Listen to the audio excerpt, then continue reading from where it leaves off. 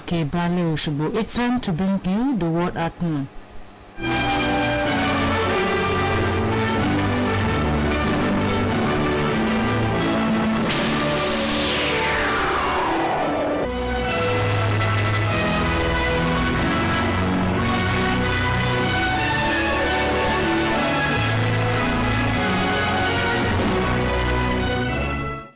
Good afternoon, the world at noon. I am Adeniji Kende. INEC runs by model voter accreditation system ahead of gubernatorial election in Ekiti State. Jails ex-presidential candidate for 15 years. French journalist killed in Ukraine. Now the news in full. In Nigeria, the Independent National Electoral Commission has commenced a mock exercise with a bimodal voter accreditation system, BVAS, in Ekiti State ahead of the state governorship election. According to reports, the bimodal voter accreditation system facilitates the accreditation of voters on election day. Speaking to reporters during the exercise, INEC chairman Professor Mahmoud Yakub said the exercise had been a success. INEC chairman added that the electoral umpire is also interested in the readiness of the two modes facilities for the election. South Africa's Health Department is investigating the cause of fire at an hospital in the capital Pretoria early Monday morning. There were no patient or staff casualties from the fire that affected temporary structures at the Steve Biko Hospital. The South African government said in a statement that the fire was later put out. Government said that 18 patients and one body had to be moved to other areas of the hospital as a safety precaution. The cause of the inferno was not unknown and an investigation is underway. The fire is the third of such incident in the hospital since last year. Zambian President Mr. Akande Ichilema says his government has not been promoting gay rights. Information has it that Southern African country is deeply conservative society where homosexual acts are illegal. The president is reported to have told the congregation that his position on gay rights had not changed since his days in the opposition. The president urged Zambians not to give attention to mundane things. Hence, Zambia's constitution identifies the country as a Christian nation. A criminal court in Egypt has sentenced a former presidential candidate to 15 years imprisonment with hard labor. The 70-year-old Abdelmonian Abdulfoti, who is in poor health, was convicted alongside an interim leader of the proscribed Muslim Brotherhood group, Mahmoud Ezzet, for disseminating fake news and joining a terrorist group. Mr. Abdulfoto was arrested in 2018 upon his return from Britain while in London. He granted several media organization interviews in which he criticized President Abdul Fattah al-Sisi's role. This is the world at noon, coming to you from Osun State Broadcasting Corporation, Ile-Awiye, Okebale Oshobo, Voice of the West. Now a mid-news message. Assist government in its efforts to make life bearable for all its citizenry by ensuring that you and your family abide by do's and don'ts of COVID-19. Australia election analysts have said that new Labour government has secured a majority in the parliament. The centre-left party led by Prime Minister Mr. Anthony Albanese defeated Scott Morrison's Conservative coalition in an election on 21st of May. A record vote for independents and minor parties had made it uncertain whether Mr. Albanese will govern in his own right, but he now has the 76 lower houses seats needed after victories in the tight race. It is a different story in the Senate, where Mr. Albanese's government will need cross-bench support to pass laws. Report has it that about 2/3 of the Australians voted for candidates outside the major parties, which support surging for the Greens and independents running on climate platforms.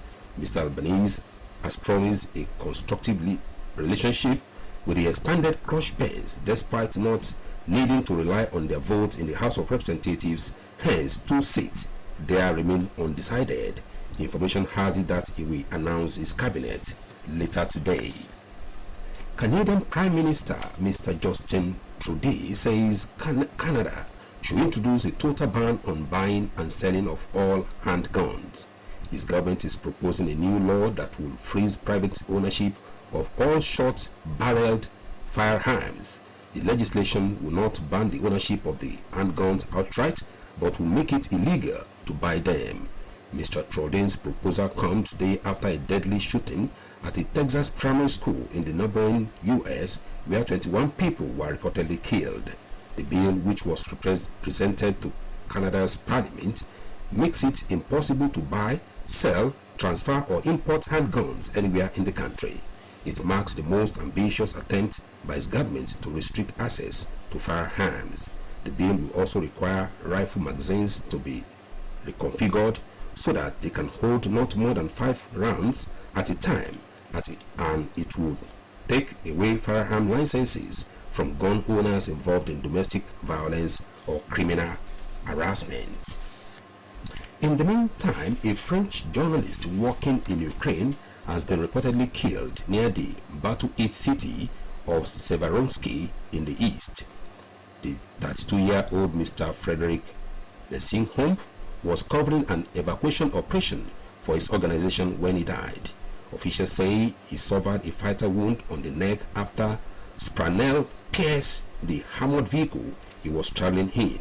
Report says his colleague Maxwell Brandester was also severely injured in the process.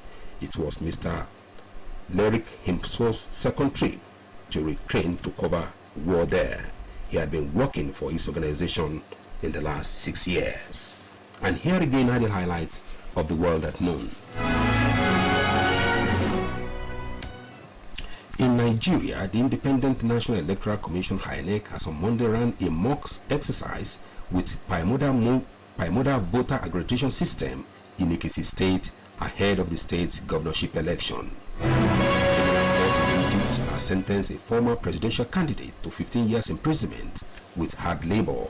A French journalist working in Ukraine has been reportedly killed near the battle-hit city of Severodonetsk in the east. The 32-year-old Mr. Frederick Lesonki was covering an evacuation operation for broadcasting organization when he was hit by a sharp object in the vehicle he was traveling in and died on the spot. And that was the world at noon, edited by Ulushola Igbodofo and delivered by Adeni Kende.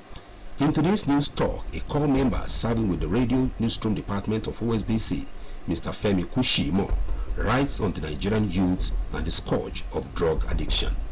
The word addiction brings to mind different images of different categories of people. It can be difficult for people suffering from addiction to identify with the term addict. It can therefore be challenging to convince youth and young adults that there are different health-related hazards associated with drug addiction. Today, Nigerian youth and teens commonly associate addiction with movie images and people they have seen as their worst references. According to the World Health Organization, substance abuse can be defined as the deliberate use of psychoactive substances such as alcohol and illicit drugs to boost the body system without medical direction. The health body estimates that about 76.3 million people battle alcohol use disorder in the world, leading to the death of about 1.8 million people every year. In 2011, World Drug reports show that over 210 million people, constituting 4.8% of the world population, indulge in drug abuse. A recent report by United Nations Office on Drug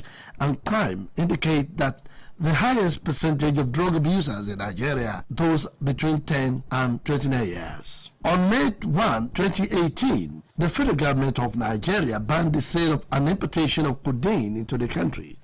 The directive was given when the government observed that there was a gross abuse of codeine in and around the country. This directive is a sad reflection of the alarming rate of use of codeine, especially among the youth. In a normal situation, drugs are prescribed by medical experts to alter the state or function of the body.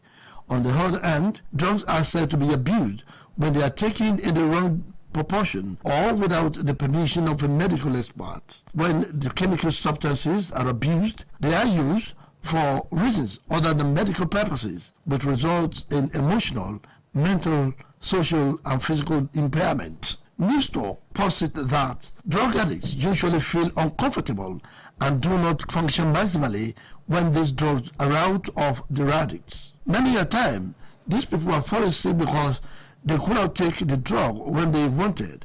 If their inability to get the drug is associated with financial difficulties, such addicts may resort to stealing or going into prostitution. Newstalk observed that drug addiction has an extremely awful and distressing impact on the society. Some of the adverse effects of drug abuse include violence, erosion of societal values, mental illness, and untimely death. According to the NDLEA, the affordability of these substances has equally contributed to their uses among Nigerian youth. For example, cannabis has not only become easily accessible, but very cheap in different places in Nigeria. Considering the position of the youth in the society, it is worthy of note that drug addiction is a bane to the development and growth of the nation. Peer influence and bad parenting are attributed to the cause of drug addiction in the society today, as it was gathered that parents who are involved in drug abuse may lure their children into drug abuse without their knowledge, while the kind of friends the children move around with can influence them and drag them into substance abuse. Academic failure, high level of stress, loss of a loved one, poor societal skill, and loneliness are other factors that could lead to drug addiction.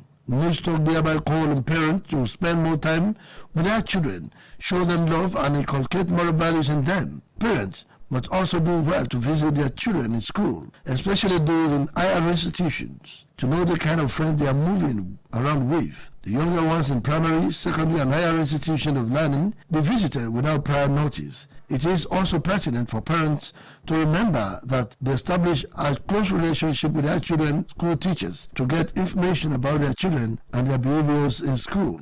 Newstalk call on parents not to use struggles for economic survival as an excuse or justification for negligence in performing their natural role of raising their children, because when children are not properly brought up, they become a menace to the society, and by then, financial solidity may become of no value. It is only when parents spend enough time with their children and ones that they can observe negative habits in them and quickly nip such negative vices in the bud. Newstalk implores government to solve the problem of unemployment in Nigeria, as this can be an ultimate way of finding a panacea to the menace of drug abuse in the society at large.